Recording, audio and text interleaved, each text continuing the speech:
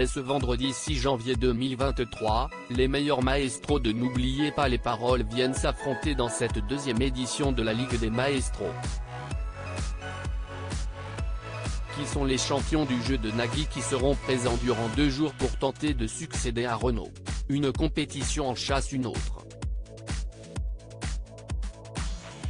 N'oubliez pas les paroles n'en finit plus de créer de nouvelles versions.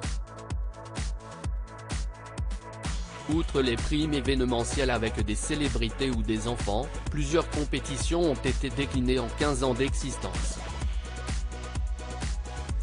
Cela fait plusieurs années que les plus grands maestros s'affrontent en solitaire durant les Masters, compétition de plusieurs semaines qui vise à élire le meilleur d'entre eux chaque année. Depuis 2019, les champions du jeu jouent en équipe dans le tournoi des maestros. L'équipe gagnante peut remporter jusque 100 000 € pour une association caritative. La Ligue des Maestros 2023, les 10 meilleurs maestros de N'oubliez pas les paroles au rendez-vous. Il s'agit là d'une grande nouveauté car, pour la première édition en 2022, il n'était que 5 maestros à s'affronter les uns contre les autres.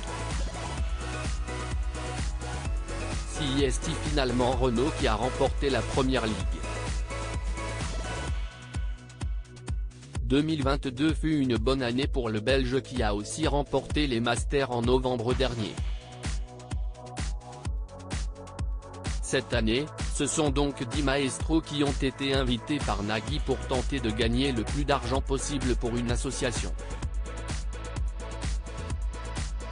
Et pas n'importe quel maestro car il s'agit tout simplement des 10 meilleurs candidats au classement global de l'émission. Les téléspectateurs de France 2 pourront ainsi retrouver dans l'ordre du classement Margot, l'actuelle recordwoman de l'émission, Caroline, Kevin, Renaud, Jennifer, Hervé, Christopher, Jérémy, Caroline et Maureen.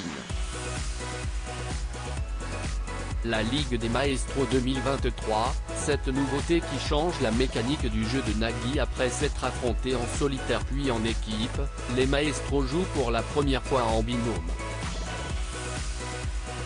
Et les duos n'ont pas été constitués au hasard, mais en respectant l'ordre du classement.